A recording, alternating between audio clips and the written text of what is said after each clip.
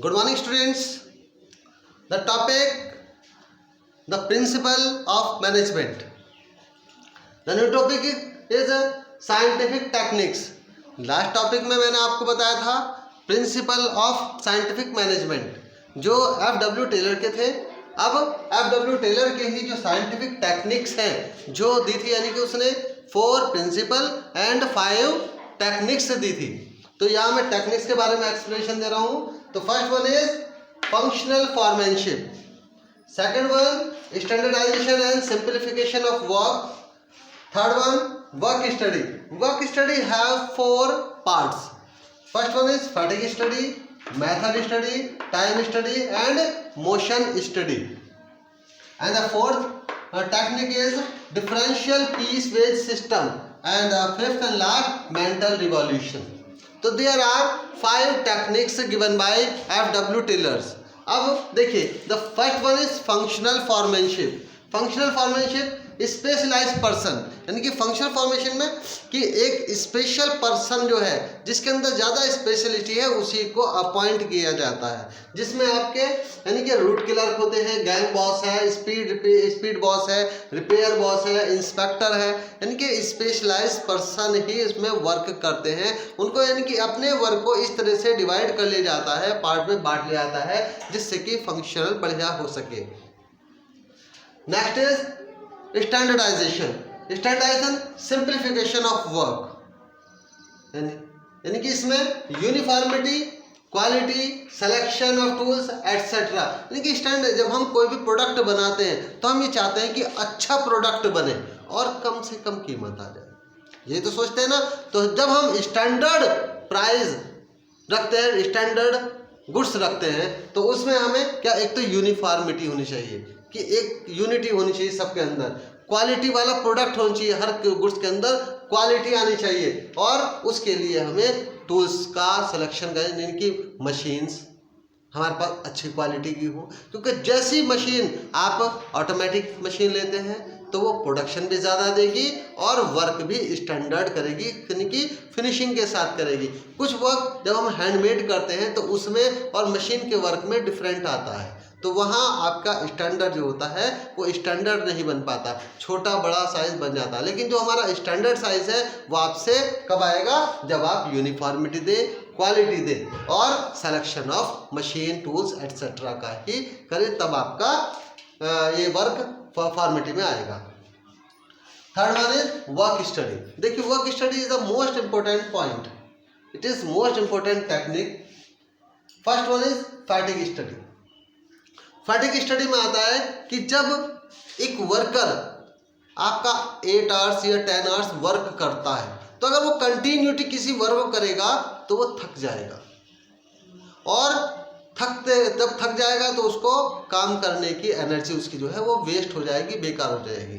यानी कि उस जिस स्टैंडर्ड से वो जिस एनर्जी से स्टार्टिंग में वर्क करता है, उस एनर्जी से बाद में वर्क नहीं करेगा. इसलिए उन दोनों उसके बीच में जो आपका टाइम है, ड्यूरेशन है वर्क का, उसके बीच में कितने इंटरवल उसको रेस्ट के मिले, यानी कि इंटरवल होता है तो कितने उसको इंटरवल मिले, कितने टाइम का उसको इंटरवल मिले, जिससे कि वो अपनी एनर्जी को गेन कर सके. और जब उसको बीच में मिड में एक कोई इंटरवल मिल जाता है, रेस्ट इंटरवल मिल जाता है, तो उसकी एनर्जी फिर सिक्योर हो जाती है और फिर उसी मेहनत के साथ वो वर्कर दोबारा अपने वर्क को करता है. तो यहाँ फैटिग स्टडी ये थी. The second one is method study.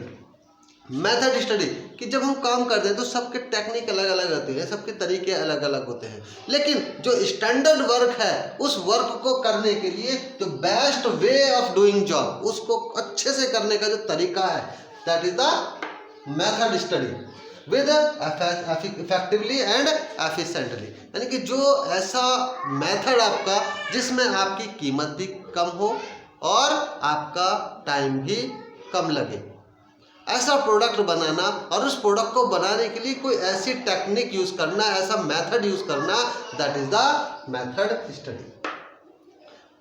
Third one is time study.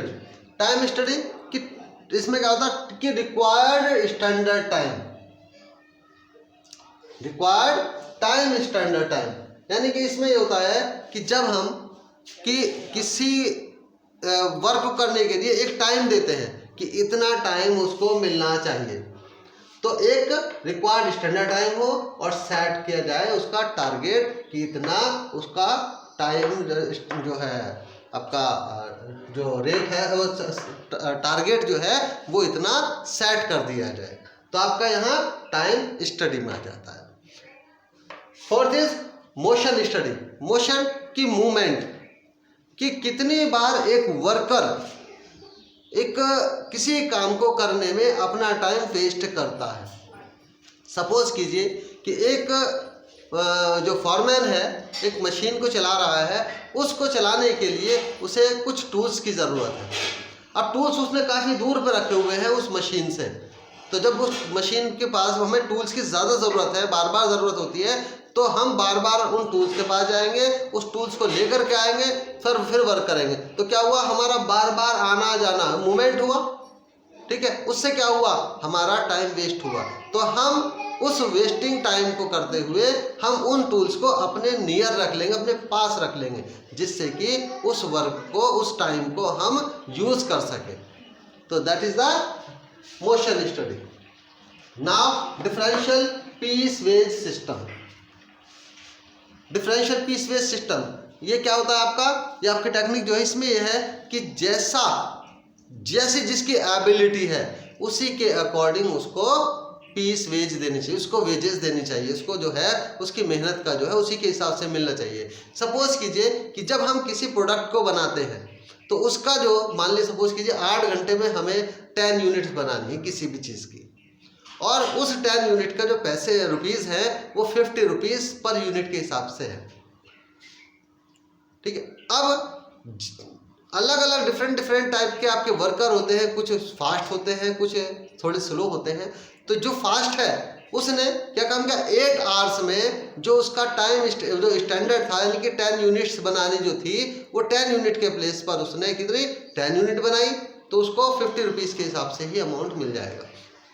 अगर वो उसी पीरियड में 12 यूनिट बना दे यानी कि 2 यूनिट एक्स्ट्रा बना दे, तो उसको 50 रुपीज़ के हिसाब से नहीं बल्कि 60 रुपीज़ के यानी कि उससे ज़्यादा कीमत पर उसको उसका पेमेंट मिलना चाहिए। यानी कि जो 2 यूनिट बनी एक्स्ट्रा हो गई, तो उसको अब यानी कि 12 यूनिट को 60 रुपीज़ के हिसाब से ही मल्टीप्लाई करके उसको पेमेंट मिलना चाहिए। और अगर उस पीरियड में किसी ने आपकी 10 यूनिट नहीं बनाई, कितनी 8 यूनिट बनाई है, तो उसको 50 रुपीज़ के हिसाब से नहीं बल्कि 40 रुपीज़ के हिसाब से पेमेंट मिलना चाहिए। यानी कि डिफरेंशियल पीस वेज सिस्टम में यही है कि अगर स्टैंडर्ड टाइम आपका यूज़ हो रहा है और उसी के हिसाब से काम हो रहा है, तो उसको उसी हिसाब से पेमेंट मिलना चाहिए, और जो कम कर रहा है तो उसको कम के हिसाब से ही मिलना चाहिए, जिससे एक मोटिवेशन मिले। यानी कि मोटिवेटर भी होता है कि जिससे कि ज़्यादा से ज़्यादा वर्क आपके सामने प्रोडक्शन हो जाए। Fifth one is mental revolution.